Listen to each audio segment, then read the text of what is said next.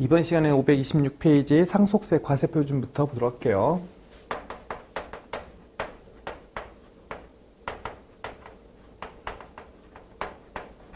앞에서 배운 우리 상속세 이제 과세가액에서 이제 상속공제하고 지금 우리가 배울 게 이제 상속세 예를 들어서 과세가액이 나왔으면 거기서 이제 상속공제라고 있죠. 상속공제라는 걸 이번 시간에 배울 거고 그 다음에 이제 감정평가 수수료, 감정평가에 대한 수수료를 이렇게 차감하는 거, 뭐 이건 뭐 간단해요. 간단하니까 뭐 500만 원이던 뭐 우리 비상장 주식 평가하면 이제 각각 이제 평가 대상 회사별로 이제 예를 들어서 이제 회계법인별로 1000만 원이라고 되어 있는데 그거 보시면 되고 얘네들이 이제 인적 공제하고 이제 물적 공제로 나눠져서 이제 볼 거니까 그렇게 해서 나중에 이제 요 금액이 과세 표준이 되는 거죠. 그래서 5단계 누진세율로 가겠다. 그 중에서 이제 인적 공제부터 이제 볼 건데, 만약에 인적 공제라는 거는 상속인이 이제 여러 명 있을 때 공제를 더 많이 해주겠다 이런 내용이고, 그 중에서 한 명이 상속 포기를 했어요. 그분도 적용을 받을 수 있어요. 상속 포기 시에도 인적 공제를 적용받을 수 있다 이렇게 보시면 되고, 먼저 이제 첫 번째 이제 이렇게 보시면 돼요. 이제 거기 보시면 인적 공제가 기초공제, 배우자공제, 기타 인적공제가 있고 얘를 일괄해서 공제해 주는 게 일괄공제라는 게 있어요. 그래서 일괄공제를 적용받으려면 일단 배우자가 단독 상속받으면 안 돼. 그래서 일단 공동 상속을 받아야 돼요. 공동 상속 시 배우자만 단독 상속을 받는 게 아니고 공동 상속을 받았을 때 이제 우리 어떻게 할 건지, 그 다음에 배우자 단독으로 상속받았을 때는 따로 제가 보도록 할게요. 그러면 공동 상속을 받으면 이제 배우자도 있고 이제 기타 인적 공제도 있으니까 이제 배우자 공제를 먼저 받을 건데, 얘네는 여러분들 그냥 5억에서 30억까지 가능하다 이렇게 보시면 돼요. 거기 책에 뭐 기초 공제, 배우자 공제 중에서 일단 배우자 공제가 5억에 비달할 때는 5억, 그 다음에 최대 30억까지 뭐 계산은 필요 없어요. 그래서 이렇게 공제하시면 되고, 그 다음에 이제 기초공제라고 해서 여러분들 기초공제 들어갈 건데, 얘네들은 다시 잠깐 이거 쓸게요. 이거를 이제 이렇게 쓰지 않고 이제 맥스로 쓸게요. 제가 뭐 할 거냐면 기초공제하고 기초 공제가 지금 2억인데 2억을 기본적으로 공제해주고 기타 인적 공제가 있어요. 기타 인적 공제가 있는데 요거랑 합산해서 일괄공제라고 해서 이게 5억이 안 되면 5억을 선택할 수가 있다는 거죠. 그래서 지금 최소 배우자가 있으면 5억 플러스 일괄이 어떻게 되는 거야? 그러니까 아버지가 돌아가셨는데 아버지 어머니가 계시고 이제 자녀들이 있다. 그러면 상속은 10억은 일단 빠지고 시작해요. 최소 빠지고 시작이고, 기초공제에다가 기타 인적공제를 적용할 건데 요거는 이제 밑에 쓸게요. 그래서 요거는 이제 기타 인적 공제는 이제 뭐가 있는지, 요거는 4가지가 있어요. 1, 2, 3, 4. 그래서 요거를 정확히 이제 보셔야 돼요. 첫 번째, 자녀 공제라고 해서 거기 보시면 자녀 공제라고 해서 이거 뭐 어차피 나중에 외우셔야 되는데 자연장미. 저는 장민이고 이건 자연장미. 그래서 자녀 세액공제, 연로자 세액공제, 그 다음에 장애인 세액공제, 그 다음에 미성년자 세액공제, 이렇게 해서 4가지를 외우셔야 되는데, 자녀는 이제 1인당 거기 보시면 1인당 5천이에요. 그래서 1인당 5천만 원 공제해 주겠다. 여러분들 옛날에 이게 3천이었다가 5천이 올라갔으니까 이제 이것도 이제 3천 나오면 틀린 거고 5천이 맞는 거예요. 그 다음에 연로자 공제인데, 여러분 여기서 중요한 거는, 시험에 잘 나오는 거는 여기 3개는 자녀가 이제 배우자는 될 수 없으니까 연로자가 배우자가 될 수 있고, 그 다음에 밑에 장애인, 그 다음에 미성년자가 배우자가 될 수 있는데, 배우자가 여러분들 배우자 포함되냐 제외되냐 이게 또 중요해요. 그래서 연로자에는 배우자를 제외하고 계산하는데, 장애인 공제하고 여러분들 미성년자 공제가 있는데, 여기서 장애인에는 배우자가 이제 포함이 되고 미성년자에선 장애인이 또 제외가 돼요. 이렇게. 그래서 이렇게 들어갈 거니까 잘 보시면 돼. 그러면 이제 여기서 보시면 여러분들 중복되는 거는 저 밑에 책에 나와 있으니까 좀 이따 보시고, 연로자, 이제 인적 공제 중에서 연로자 공제하고 장애인 미성년자 공제가 있을 텐데, 그때는 이제 배우자가 제외되냐 포함되냐 이건 암기하셔야 돼. 그래서 하시고, 연로자는 또 1인당 이제 5천이에요, 5천. 그래서 이렇게 5천이고, 장애인은 여러분들 이제 기대, 여명, 연수라고 해서 이제 얼마큼 살 건지 예상을 해서, 그때, 그 연수에 대한 1천만 원, 1천만 원 공제해 줄 거예요. 1천만 원.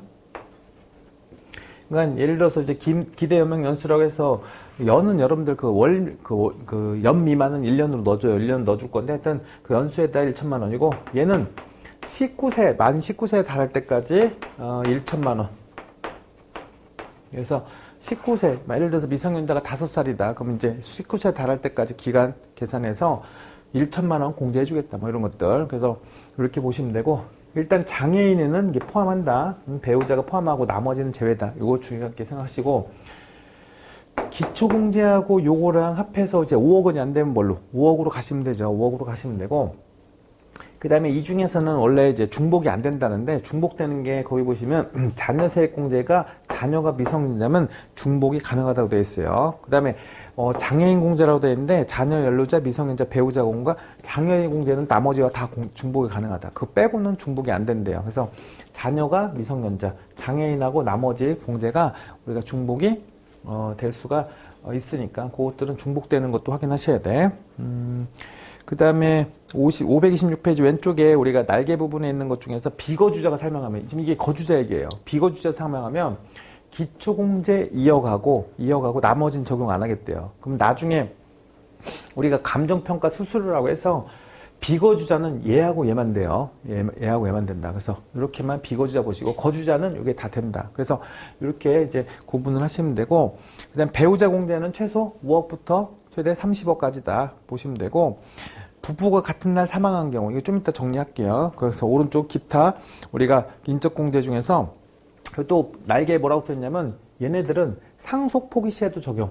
얘는 상속 포기자도 적용을 할 수 있어요. 상속 포기했다고 해서 인적 공제를 안 빼고 이런 건 없다. 그래서 받을 수 있다고 써 있으니까 이렇게 보시고 오른쪽에 그러니까 거기 뭐 527페이지 보시면 원래 얘네들은 공동 상속을 해야지만 배우자 공제되는데 상속 포기함에 따라서 배우자가 단독 상속받는 경우 공동 상속이었다가 상속 포기로 인해서 배우자 단독 상속이 되더라도 그때는 일괄 우리가 공제가 가능하다고 돼 있으니까 어차피 이제 원래는 공동 상속이었잖아요. 그래서 그렇게 보시면 되고 이제 두 번째 이제 배우자 단독 상속 시 배우자가 단독으로 상속받으면 어떻게 할 거냐? 얘네들은 일단 배우자 공제가 있고 배우자 공제 5억에서 30억까지 그 다음에 기초 공제를 이렇게 받으시고 그 다음에 뭐 받으셔야 돼? 기타 인적 공제인데 뭐가 안 된다는 거예요? 기타 인적 공제를 받으실 건데 얘네들 빼고 이제 일괄 공제가 안 된다는 소리예요. 일괄 공제. 그래서 일괄 공제가 안 되니까 주의하셔서 이제 보실 필요가 있어요. 그래서 이렇게 보시는데 예를 들어서 이제 배우자 공제를 할 때 여러분들 배우자 공제를 하게 됐을 때 좀 주의할 사항이 있어요. 그래서 거기 보시면 첫 번째가 부부가 여기 왼쪽에 여러분들 날개 있는 거 부분인데 이거 간단히 정리해 볼게요. 부부가 동시에 사망 시 여러분들 부부가 이제 한 번에 이제 예를 들어서 비행기 타고 가다가 사망을 하셨다. 그러면 이제 배우자가 늦게 사망하신 분이 없다고 보시는 거죠. 그래서 그때는 배우자 공제가 안 돼요. 그래서 이때는 한 명한테 배우자 공제, 그러니까 어차피 재산이 있을 건데 그 재산이 물러줄 때 이제 서로가 배우자 공제를 할 수가 없는 상황이에요. 그래서 이때는 배우자 공제가 안 되는 거고 그 대신 이제 두 번째로 시차를 두고 사망했을 때, 그래서 부부가 시차를 두고 사망했을 때가 있어요. 그래서 일정 같은 날이긴 한데 봐요. 같은 날인데 시차도 오전에 돌아가시고 아버지가 먼저 돌아가시고 어머니가 뒤에 돌아가셨다. 그때는 첫 번째 돌아가신 분한테는 배우자 공제가 돼요. 그래서 이거는 이제 배우자 공제가 가능하다. 이해하시겠죠? 첫 번째 돌아가실 때는 어머니가 계셨고, 두 번째 어머니가 돌아가실 때는 배우자 공제가 안 되겠죠. 그래서 첫 번째 돌아가신 분에 대해서는 배우자 공제가 되는데, 이렇게 동시에 사망하셨을 때는 배우자 공제가 안 된다는 규정이 있어요. 그래서 이것도 여러분들 배우자 공제에서 이제 적용을 이렇게 해보시면 됩니다. 그래서 배우자가 단독 상속했을 때랑 우리가 이제 공동 상속했을 때는 두 가지가 좀 다르니까 이렇게 보시면 돼요. 그래서 밑에 여러분들 이제 127페이지 밑에 보시고, 이런 인적 공제를 하더라도 당연히 물적 공제는 적용이 돼요. 그래서 뭐 물적 공제는 따로 이제 보시면 된다. 제가 따로 물적 공제는 정리해 볼게요.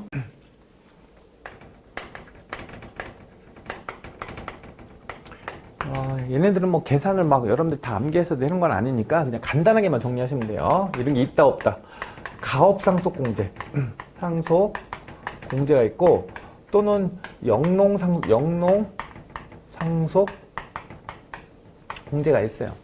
가업 상속 공제하고 영농 상속 공제가 첫 번째 나오죠. 그래서 가업 상속 같다. 아버지가 사업하시는데 그걸 물려받는다. 그 다음에 영농 후계자가 되는 거죠. 그래서 상속 공제가 되는 건데, 일단 얘네들은 이제 요건이 있어요. 요건이 있는데, 요건을 뭐 다 쓰기는 그렇고, 이제 예를 들어서 뭐 10년 이상을 이제 경영을 하고 있다가 이제 상속이 되는 케이스고, 이제 그때 이제 아들이 와서 이제 근무를 하셔야 돼. 그래서 하시고, 그 다음에 이제 얼마까지 해줄 거냐? 200억부터 최대 500억까지 이제 우리가 가업상속 공제가 되니까 그 금액까지 상속세 과세가 안 될 수가 있어요. 그래서 그 요건을 10년 이상 계속 영위되는 중소기업을 우리가 상속 개시일 전 2년 이상 직접 가업에 종사하는 자, 아들이 와서 종사했을 때 그때 공제를 해주겠다는 거고, 오른쪽 페이지에 529페이지에 보면 사후관리라고 해서 10년 이내, 만약에 상속을 한 다음에 10년 이내 정당한 사유 없이 뭐 그걸 팔았다, 사업체를 팔았다, 그럼 다시 추징한대요. 그래서 그 밑에 보시면 사업용, 가업용 자산 20%를 처분하거나 아니면 가업에 종사하지 않고 딴 업종에 또 다시 뭐 예를 들어서 이제 하겠다. 그러니까 가업을 이었는데 이으지 않고 딴 일을 한다. 그러면 추징하겠다는 거, 상속세. 그런 내용들이 들어가 있으니까 그런 것들은 간단히 보시면 돼요. 그 다음에 영농 상속은 이제 상속 개시 2년 전부터 이제 오셔야 돼. 영농, 우리 그 시골로 왔었어야 되고, 그 다음에 이제 그거는 이제 우리가 5억까지, 둘 중에 작은 금액인데, 재산에서 이제, 15억이죠. 15억까지 이제 둘 중에 작은 금액을 이제 공제한다고 써있죠. 한도로 해서. 그래서 18세 이상인 자가 상속 개시 2년 전부터 농지 등 소재지에 거주하면서 영농에 종사하고, 영농 영어 임업 후계자 뭐 이렇게 써있네요. 그래서 얘네들은 이런 식으로 들어갈 거니까. 그 대신 중복은 안 돼요. 그래서 중복은 안 되니까 가업상속하고 영농은 따로 보셔야 돼. 따로 보시면 된다. 그래서 이렇게 해서 한번 확인해 보시고, 그 다음에 두 번째 뭐가 있냐면, 금융재산이 있으면 금융재산 상속 공제라는 게 있어요, 여러분들. 금융재산이라고 해서 현금, 유가증권, 예금 이런 게 있을 때 이제 이거는 여러분들 뭐 금액을 좀 외우시긴 하셔야 되는데, 2천만 원 이하, 2천 이하다. 금융재산이 순금융재산이에요. 2천만 원 뭐 이하면 순금융 재산 가액 자체를 이제 우리가 공제해 준다는 거고, 2천만 원까지는 그 이제 예를 들어서 1,000만 원 있다. 그럼 1,000만 원 공제해 준다는 거고, 뭐 1,500 있다. 1,500 공제는 2천만 원까지는 계속 공제해 주는 거예요. 그래서 그 금액이 2천만 원을 초과한대요. 초과하면 이제 뭐 산식 자체가 여러분들 이렇게 써 있어요. 거기 보시면 이제 맥스로 해서 민맥스인데, 민하고 2억까지 하면서 요건 맥스로 해서 순 금융재산이에요. 곱하기 그 20%가 돼 있죠. 20%하고 얘가 이제 2천까지 이제 이렇게 된 거. 그래서 이렇게 된 거에 그 2억까지라고 써 있죠. 그래서 그 530페이지 한번 볼까요? 530페이지 보시면 이런 식으로 써 있는데, 그 소리는 뭐냐면 이제 이런 거예요. 순재산, 금융재산이 만약에 10억이다. 여러분들 이거 그래프로 한번 제가 해볼까요? 그래프로 보면 좀 이해가 쉬울려나? 그래서 이렇게 보시는데, 이게 우리가 계산으로 나온 건 아니기 때문에 여러분들이 좀 헷갈릴 수 있지만, 금융자산이에요. 금융재산, 순금융재산이고, 이쪽이 이제 공제받는 금액이에요. 그래서 공제액으로 이제 쓴 다음에, 지금 금액이 2천만 원까지는, 여기까지는 2천만 원까지는 이렇게, 여기 2천까지는 이렇게 와요. 2천까지는 이렇게 오다가, 2천을 넘어가잖아요? 그럼 2천을 넘어가면 순자산가액이 어디까지 하면 10억까지 봐요. 여기가 2천이 되려면 여기가 이제 1억이죠. 그러니까 1억까지는, 여기 1억까지는 계속 이제 맥스니까 1억이 안 되면 요게 더 크잖아요. 그래서 그때 1억까지는 이렇게 2천이 그대로 유지가 돼요. 그래서 1억까지 유지가 되다가 이제 그다음부터 1억이 넘어가면 이제 다시 맥스가 되니까 이쪽이 커지죠. 근데 최대 10억이 들어오면 얘가 더 작으니까, 둘 중에 작으니까. 그래서 10억까지는 또 이렇게 올라가요. 그래서 여기까지는 이제 10억까지, 재산이 10억까지는 올라가다가 최대로 이제 얼마까지밖에 안 되냐면 요게 2억이죠. 2억. 그래서 2억. 요런 공식이 나오는, 그래프가 나오는 거예요. 지금 상황이. 그래서 금융재산이 지금 늘어나면 이렇게 올라가다가 공제액이 이렇게 일정하다가 다시 늘어나다가 2억에서 딱 멈추는 이런 금융재산 공제액이 있어요. 그래서 금융재산의 범위라고 해서 뭐 거기 예금, 적금 이런 것들인데 이 중에서 최대 주주가 보유하고 있는 금융재산은 안 된대요. 그래서 그거는 공제가 안 된다. 그래서 가업상속공제, 영농상속공제, 금융재산 상속공제 이렇게 구분하시고 세 번째 예를 들어서 재해를 입으면 재해손실 공제라고 해서 이것도 이제 들어오니까 이것도 한번 보시고 이거는 그냥 재해손실 입으면 들어가니까 동거주택 상속공제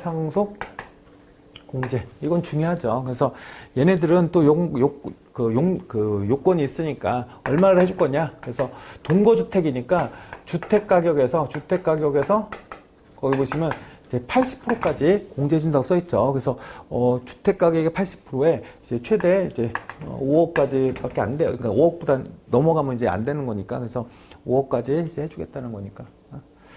그 동거주택에 대해서 요 금액을 공제해준대요. 근데 이제 이렇게 되려면 어떻게 했겠어요? 같이 뭐 살았겠죠. 살아서 이제 들어왔어야 되니까 얘네들은 요건을 이제 충족해야지만 공제가 가능하니까 요건이 세 가지가 있어요. 일단 세 가지 충족을 일단 잘 보셔야 돼요. 그래서 첫 번째 10년 이상 동거, 10년 이상을 이제 동거주택이니까 같이 사셨어야 돼. 같이 살고 있는 집이었어야 되고, 그 다음에 우리 아버지가 이제 1세대 1주택, 우리 집에 1세대 1주택이 10년 이상 1세대 1주택으로 지금 갖고 있는 주택이었고, 그 다음에 이제, 나는 이제 무주택자이면서, 다른 주택이 있었으면 안 돼, 이거는. 그래서 무주택자이면서, 플러스 동거한,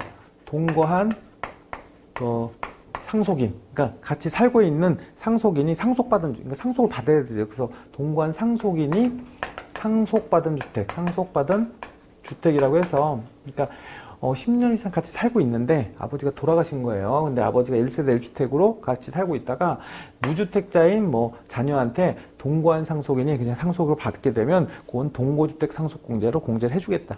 그래서 나왔으니까. 그 다음에 상속공제 한도는 여러분들 그냥 한번 보세요. 근데 이건 중요한 건 아니니까. 그 다음에 마지막으로 이제 감정평가 수수료. 평가 수수료가 있는데 이게 500이에요, 여러분들. 그래서 수수료 공제는 일단 500만 원인데, 예외적으로 이제 비상장 주식 평가. 비상장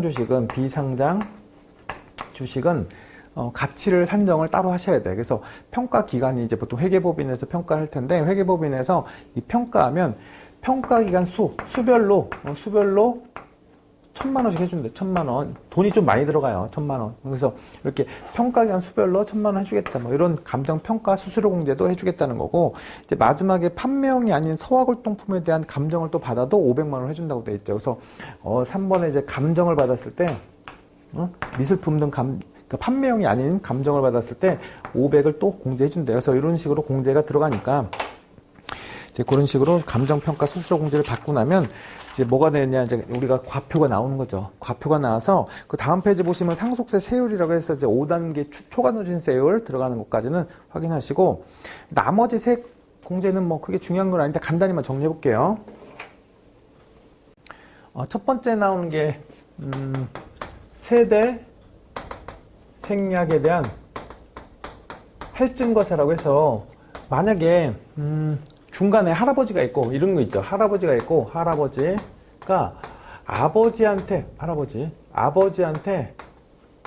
상속을 하고 아버지가 돌아가셔서 아들한테 상속이 되면 좋겠지만, 이거를 어떻게 하겠다는 거예요? 세대를 생략하고 바로 이제 우리가 아들이 손자죠. 할아버지 입장에서 손자한테 바로 주겠다. 이러면 어떻게 한다는 거예요? 30%를 할증을 시키겠대. 할증. 어차피 두 번 낼 걸 한 번만 내는 거니까 할증한다는 건데, 대습 상속이라고. 그럼 대습 상속은 제외다. 대습 상속은 제외라고 돼 있어요. 그 소리는 뭐냐면 아버지가 돌아가셔서 어쩔 수 없이 상속하는 거 있죠. 그래서 손자한테. 그래서 대습 상속을 받은 거 아버지가 돌아가셔서. 아버지가 없어요. 그럼 어떻게 할 수가 없잖아. 그때 또 이제 세대 생략 할증 과세는 하지 않겠다. 그래서 이런 것들은 제외니까 그것들 한번 보시고, 거기 보시면 이제 피상속인의 자녀를 제외한 직계 비속이면서 미성년자에 해당했을 때는 20억 초과하는 금액에는 40% 이렇게 들어가 있으니까 원래 30%인데 그렇게 가로친 부분에는 40% 해당하는 금액도 있을 수가 있어요. 그래서 그렇게 보시고, 오른쪽에 이제 우리 산출세액에서 첫 번째 문화재 등 징수유예세.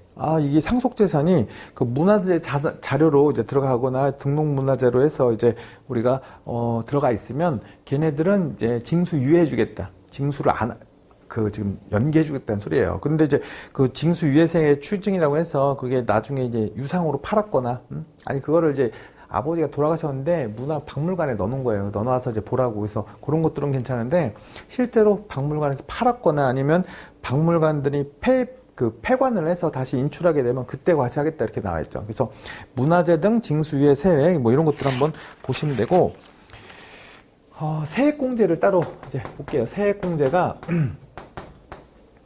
크게 네 가지가 있는데 첫 번째 증여세액공제라는 게 있어요. 증여세액공제. 이건 뭐라고 했어요?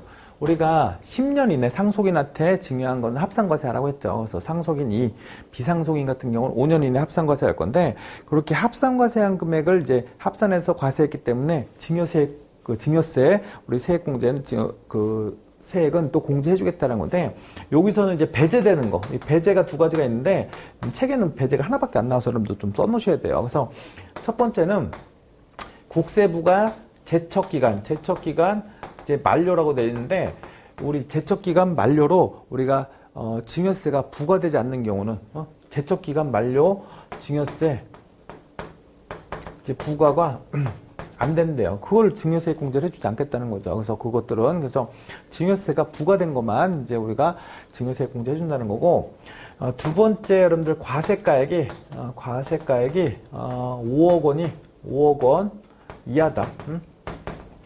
그래서 거기 보시면 상속세 과세가액이 5억 원 이하 이게 없어요. 책에는 여러분들 그걸 좀 수정 좀 해주셔야 돼. 그래서 거기 보시면 다만 국세 기본법상 거기 증여세액 공제 그 534페이지 보시면 그 중간에 국세부가 제척 기간이 끝나서 증여세를 부과하지 못한 경우에는 증여세액 공제를 적용하지 아니한다. 그리고 그다음에 이제 상속세 재산가액이 그리고 상속세 재산가액이 5억 원 이하인 경우도 증여세를 부과하지 아니한다. 뭐 이렇게 나와 있어요. 그래서 그게 좀 빠져갖고 제가 이제 여기 따로 정리했어요. 이렇게 보시고, 하나는 또 외국 납부 세액 공제. 외국에서 이제 우리가 증여세를 상속세를 낸 거 있으면 그걸 여기서 빼주는 거죠. 그래서 부과된 거 있으면 빼주는 거고, 이건 그냥 보세요. 그냥 보시고, 단기 재상속 세액 공제라는 게 있어요. 단기 재상속 세액 공제. 아니 지금 상속세를 냈는데 바로 돌아가신 거예요. 바로. 그러니까 거기 보시면 일단 오른쪽에 보시면 제 공제율이 1년 이내 돌아가시면 세액 공제가 100%래요.